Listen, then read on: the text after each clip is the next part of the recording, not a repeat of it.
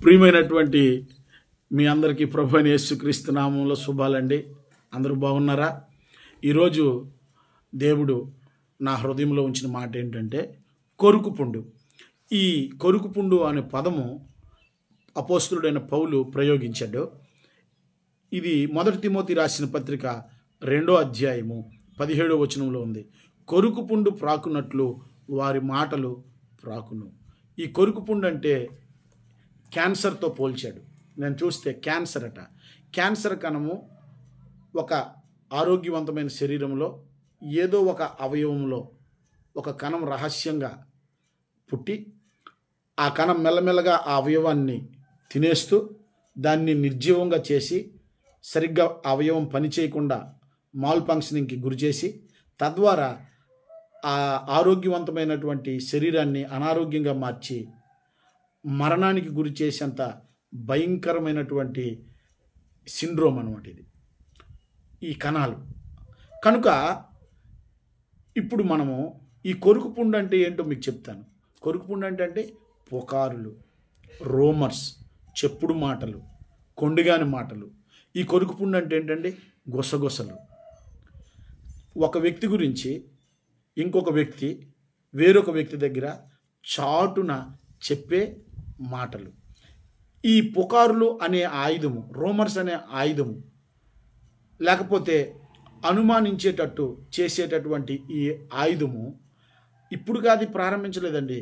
అపవాది ఆదికాండం 3వ అధ్యాయంలోనే divide and rule అను సూత్రాన్ని ఉపయోగించి విభజించి పాలించు, దేవుని పిల్లలని దేవుని దగ్గర నుంచి దూరం చేయడానికి, మంచి అవినావ సంబంధం ఉన్నటువంటి బంధాలను, ప్రేమానురాగాలను, గురు శిష్యుల బంధాలని, ఎనీ బాండ్ అది సింపుల్గా విడగొట్టాలంటే చెప్పుడు మాటలు అనే ఆయుధము భయంకరంగా పనిచేస్తుంది విడగొట్టడానికి.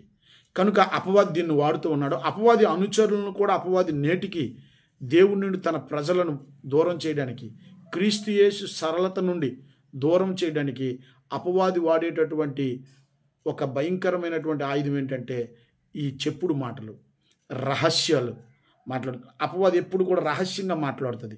యోబుతో 4వ అధ్యాయంలో గుసగుసలు మాట్లాడిందట ఆ రాత్రి. యోబు గ్రంథంలో కానీ ద్వితీయోపదేశకాండంలో కానీ ఈ మాటల గురించి ఏం రాయబడి ఉందో తెలుసా?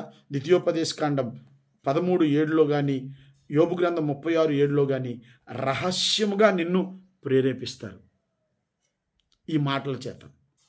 అట్లాగే ఈ కీర్తనల గ్రంథము 31:4లో అండి రహస్యంగా నిన్ను చిక్కించుకోవడానికి ఈ చెప్పుడు మాటలు, కొరుకుపుండు లాంటి ఈ మాటలు వడ్డుతారు నిన్ను చిక్కించుకోవడానికి, నన్ను కూడా చిక్కించుకోవడానికి. ఈ చెప్పుడు మాటల్లో పడకుండా ఉండని నరుడెవడూ లేడు. ప్రతి ఒక్కడు ఏదో ఒక స్థాయిలో ఈ చెప్పుడు మాటల్లో పడిపోయి ఉంటాడు. నష్టపడని వ్యక్తి అంటూ లేడు. తర్వాత తెలుసుకుని అయ్యయ్యో ఇలా జరిగిందా అనుకున్నప్పటికీ చాలా నష్టము ఆ బంధత్వాల మధ్య, ఆ వ్యవస్థల మధ్య, ఆ సంఘములో, ఆ కుటుంబాల మధ్య, ఆ సమాజంలో, ఆ నాయకుడు, ఆ వ్యవస్థ మధ్య ఈ కొరుకుపుండు భయంకరమైనటువంటి తీవ్రమైనటువంటి గలిబిలిని, గందరగోళాన్ని సృష్టించడం అనేది జరుగుతుంది. కనుక ప్రియమైనటువంటి దేవుని బిడ్డలారా, దైవజనాంగమా, ఈ కొరుకుపుండుని గురించి బాగా ఆలోచన చేయాలి. ఈ కొరుకుపుండు ఎంత భయంకరంగా ఉంటుందంటే ఇది చాలా రుచికరమైన మాటలుగా ఉంటుందట. కొండిగాని మాటలు ఎలా ఉంటాయండి? రుచికరంగా మాటలు. నేను వశపరుచుకోవాలని వచ్చాడు. ఆడికి ఒక ఉద్దేశం ఉంది, ఒక ఎజెండాతో వచ్చాడు. ఎలాగో ఒకలాగా నిన్ను పాడు చేయాలి. అందుకను వాడు తీపి మాటలు మాట్లాడతాడు, రుచికరంగా మాట్లాడతాడు. ఈ మాట్లాడటం లోపలికి వెళ్ళిపోతాయట. సామెతల గ్రంథం 26, 22, 18, 8 ప్రకారంగా ఈ మాటలు మాట్లాడుతుంటే అవి లోపలికి వెళ్ళిపోతాయట మనలోనికి. కనుక మనము ఆలోచన చేయాలి.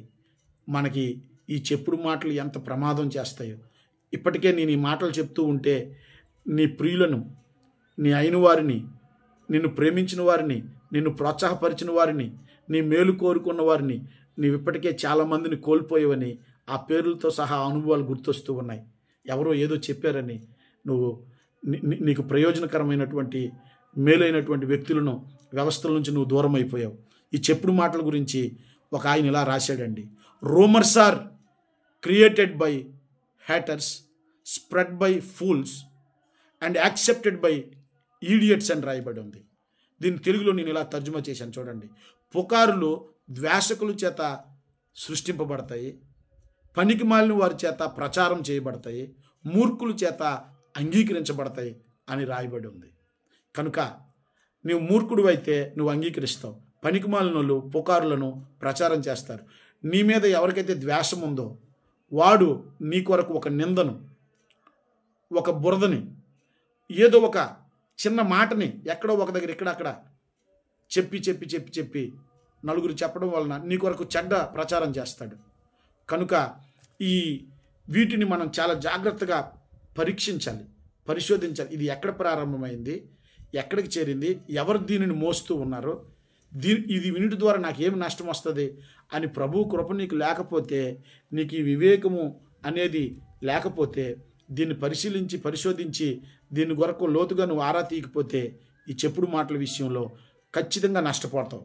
నష్టపోయిన తర్వాత నువ్వు ఎంత బాధపడతావంటే, అయ్యయ్యో ఇది ఒక ఆయన ఇలా రాశాడండి, సమ్టైమ్స్, కొన్నిసార్లట, సమ్టైమ్స్ ద గ్రేటెస్ట్ టెస్ట్ ఏంటంటే, నిన్ను తప్పుగా ఎవరైనా మిస్హ్యాండిల్ చేసుంటే ఆ మిస్హ్యాండిల్ చేసినటువంటి వ్యక్తులను గురించి నీవు బోల్డ్గా, క్వాలిటీగా టైం తీసుకొని నీవు మరలా రివర్స్ గేర్లో ఎంక్వైరీ చేస్తే, ఇక్కడ జరిగిందో ఎలాగా అని ఆలోచన చేసి నువ్వు నువ్వు పరిశోధించినటువంటి విషయాన్ని బట్టి ఆ మాట ఎక్కడ ఆవిర్భవించబడిందో నీకు గమనికలోనికి వస్తుంది. ఎవరైనా ఏదైనా చెప్తూ ఉన్నప్పుడు రహస్యంగా దాన్ని ఎంటర్టైన్ చేయొద్దు. నువ్వు ఎంటర్టైన్ చేస్తే నువ్వు పాడైపోవడమే కాదు, ఆ మాటల ద్వారా వ్యవస్థలు పాడైపోతాయి. చూడండి, ప్రసంగి గ్రంథంలో ఈ మాట ఇలా రాయబడి ఉందండి.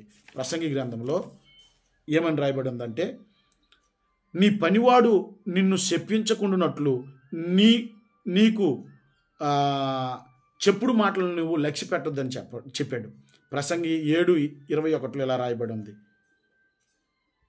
సహజంగా ఒక దగ్గర ఏదైనా పని జరుగుతూ ఉంటే ఒక వ్యవస్థలో ఏ అనే వ్యక్తి బి అనే వ్యక్తి గురించి, ఏ అనే వ్యక్తి దగ్గర బి అనే వ్యక్తి గురించి సి అనే వ్యక్తి రహస్యంగా మాట్లాడతాడు.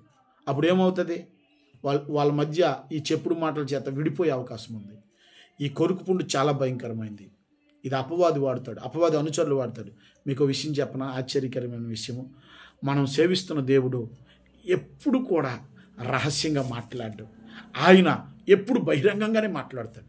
యెషయా గ్రంథం 48:6 ఉందండి, మనం సేవిస్తున్న దేవుడు బహిరంగంగా మాట్లాడతాడు. అలాగే దేవుడు రహస్యముగా ఉన్నటువంటి, మరుగై ఉన్నటువంటి చీకట్లో ఉన్న సంగతులన్నీ ఆయన బయలుపరుస్తాడు. యోబు గ్రంథం 12:22 ఇలా రాయబడి ఉంది. ఈ మాటలను మీరు గుర్తుపెట్టుకొని, ఈ చెప్పుడు మాటల చేత నీ వలన ఎవరైనా వ్యవస్థలు ఏవైనా పాడైపోయి ఉంటే దీని కొరకు నువ్వు పాపక్షమాపణ ప్రార్థన కూడా చేయవలసి ఉంది. కీర్తన గ్రంథం 19:12 ఇలా రాశాడండి, నేను రహస్యంగా చేసిన తప్పులను క్షమించు ప్రభువా అని భక్తుడు రాస్తూ ఉన్నాడు. జాగ్రత్తగా వినండి. సరదాకో తెలుసో తెలియకో, నవ్వులాటలకో, అపహాస్యానికో, కొన్నిసార్లు ఈ చెలోక్తుల్లాగా మాటలు మాట్లాడేసి పాడు చేయడం అనేది జరిగిపోతుంది. ఒక ఆవిడతో మాట్లాడుతుందట. ఏమైనా మాట్లాడుతుందంటే, అక్క నేను ఇంకేమైనా మాట్లాడాల్సింది ఉందా అని అందట.